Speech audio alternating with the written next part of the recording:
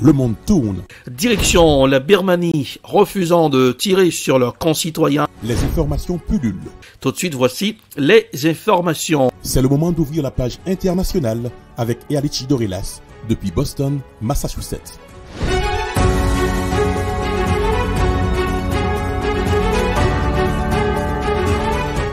Mesdames, Messieurs, bonsoir. Deuxième sortie de la page internationale pour cette semaine. Avec vous dans la capitale des grandes universités du monde, Ealichi Dorelas, pour présenter cette page internationale, la Newsroom. Jacques Maël pour le grand journal, Journal François et Rubens assure les manœuvres techniques.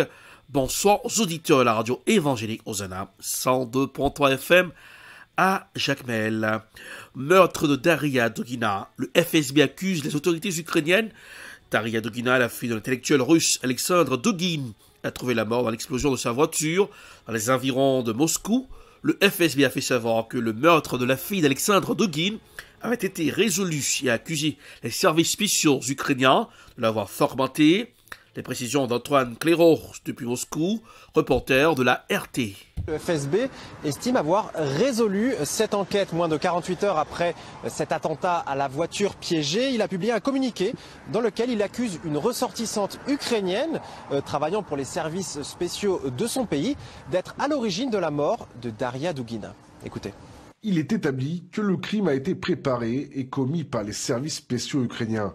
L'exécuteur est une citoyenne ukrainienne, Natalia Pavlovna Vovk, née en 1979, qui est arrivée en Russie le 23 juillet 2022, avec sa fille Sofia Mikhailovna Shaban, née en 2010, afin d'organiser le meurtre de Daria Dugina et d'obtenir des informations sur son mode de vie. Ils ont loué un appartement à Moscou, dans l'immeuble où habitait la victime. Daria Dugina était journaliste, mais aussi politologue, comme son père, partisane de l'eurasisme, une doctrine selon laquelle la Russie a pour vocation de dominer l'ensemble de l'espace euro-asiatique. Londres et Washington l'avaient placée au mois de mars sous sanction, affirmant qu'elle était une source de désinformation concernant l'Ukraine et qu'elle soutenait et encourageait des politiques ou des actions visant à déstabiliser la situation en Ukraine. Alors dans un premier temps, la famille mais aussi les autorités pensaient que c'était son père qui était visé par cet attentat.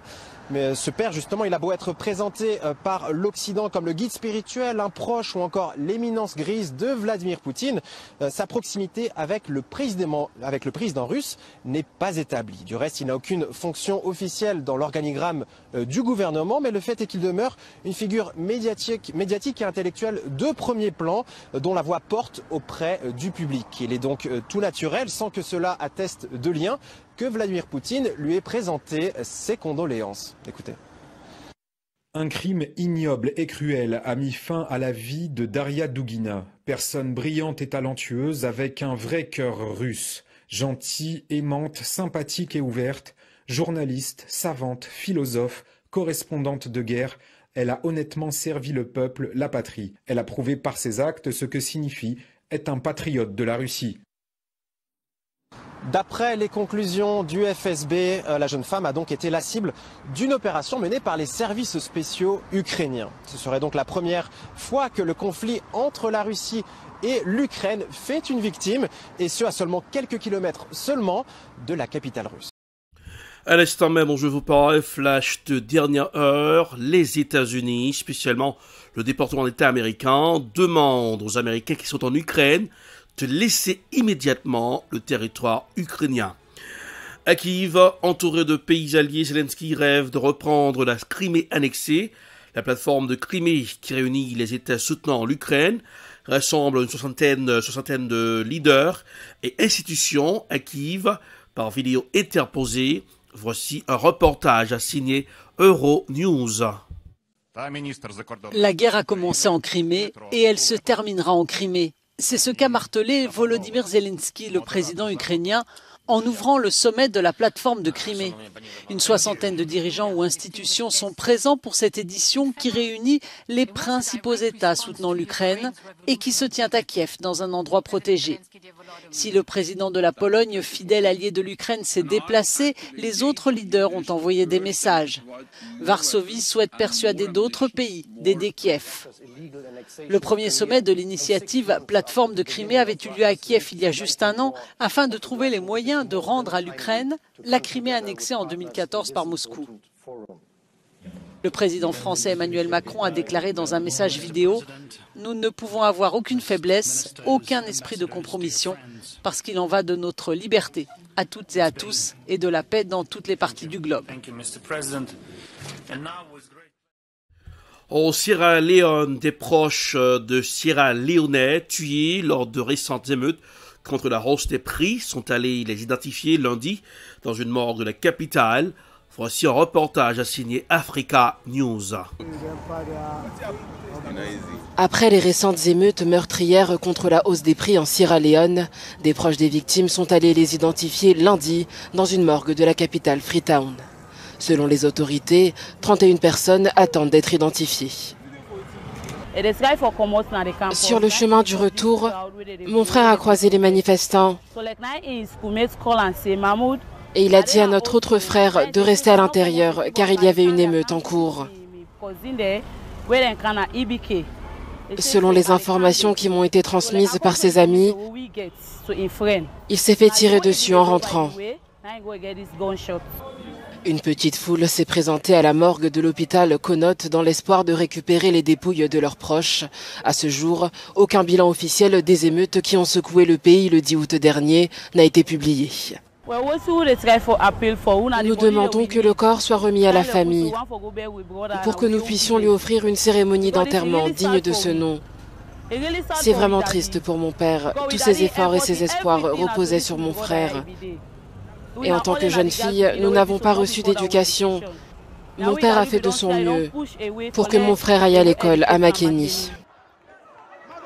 La capitale et d'autres villes ont été secouées le 10 août par de violents affrontements entre forces de sécurité et jeunes manifestants, protestant contre le coût élevé de la vie et réclamant le départ du président Julius Maada Bio, élu en 2018. Dossier spécial sur le gaz russe en Europe. L'approvisionnement de l'Europe en gaz va être un problème cet hiver. C'est certainement en Allemagne que le choc sera le plus rude. Ce pays est en effet très dépendant du gaz russe qui va manquer.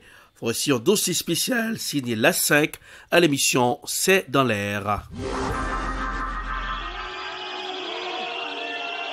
Olaf Scholz, copieusement hué à son arrivée à une réunion publique.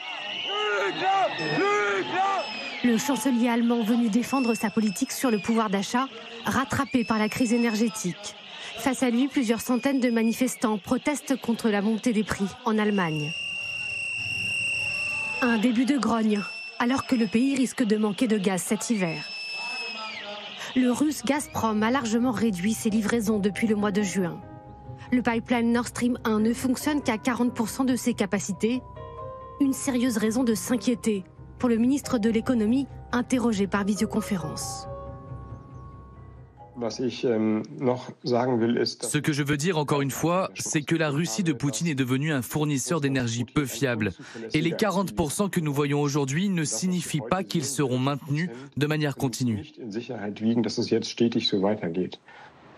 Le gouvernement craint que le maître du Kremlin aille encore plus loin et ferme totalement le robinet du gaz. Un scénario noir que Berlin veut à tout prix éviter. La priorité désormais, économiser les ressources. Les 27 de l'Union européenne se sont donc mis d'accord pour réduire leur consommation nationale de 15%.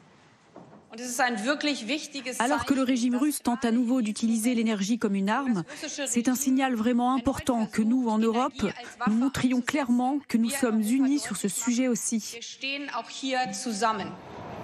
Les efforts demandés aux Allemands ne s'arrêtent pas là. Dès le 1er octobre, leurs factures devraient de nouveau s'envoler. 500 € de plus par an en moyenne. En guise de compensation, le gouvernement a décidé de réduire la TVA sur le gaz de 19 à 7% jusqu'en mars 2024. Nous attendons des entreprises qu'elles répercutent à 100% cette baisse sur les clients. Nous le ferons savoir très clairement.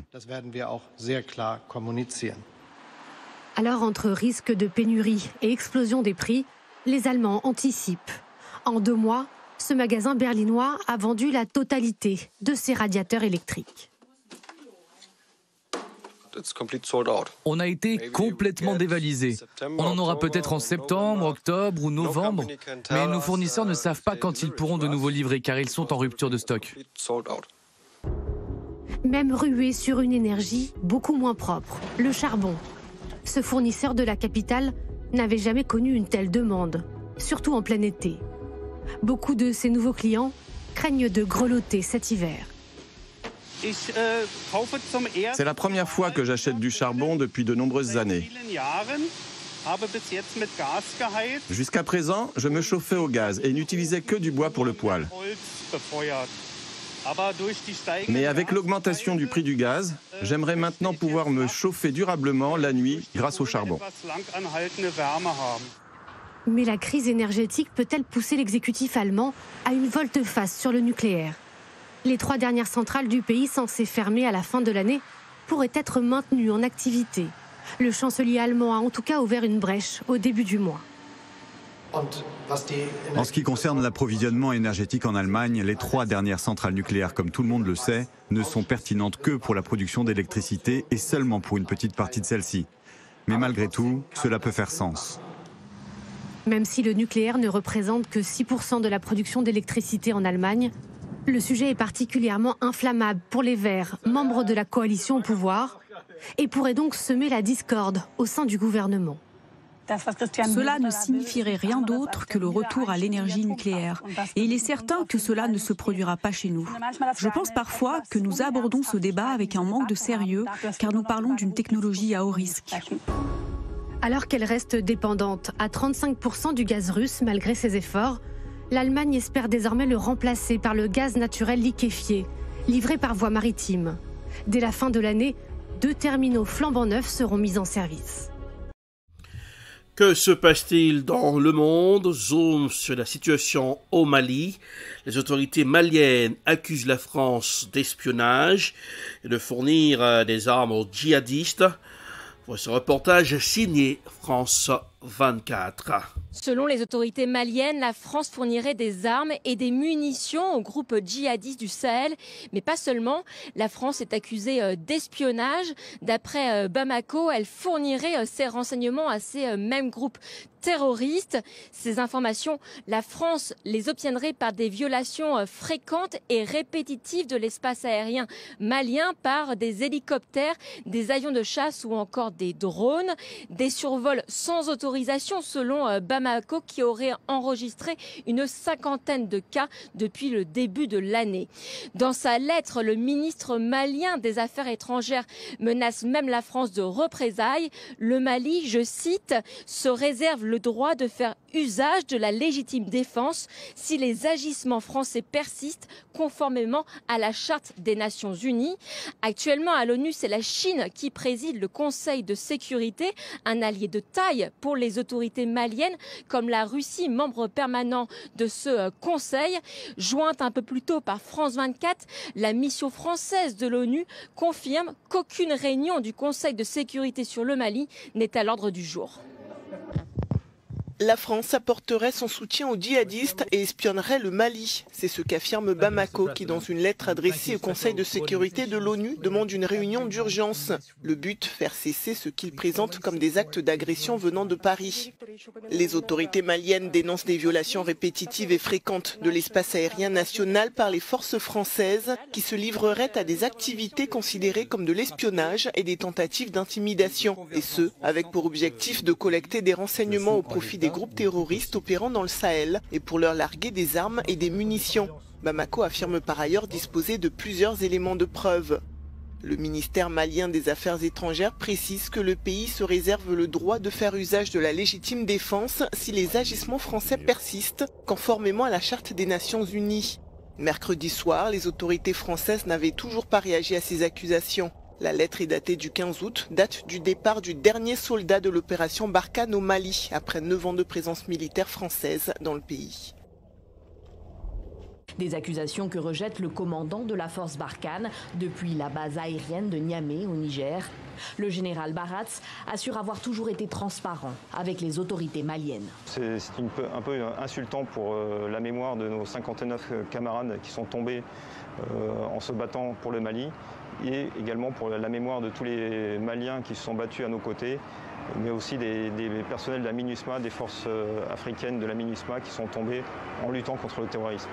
Le Mali demande une réunion d'urgence du Conseil de sécurité où lui n'est pas représenté et où la France, elle, dispose d'un siège de membre permanent. Le gouvernement veut un soutien symbolique du Conseil de sécurité qui est actuellement présidé par la Chine, mais aussi de la communauté internationale en médiatisant cette action et en essayant de donner des éléments de preuve. Le Conseil de sécurité n'est pas une juridiction internationale.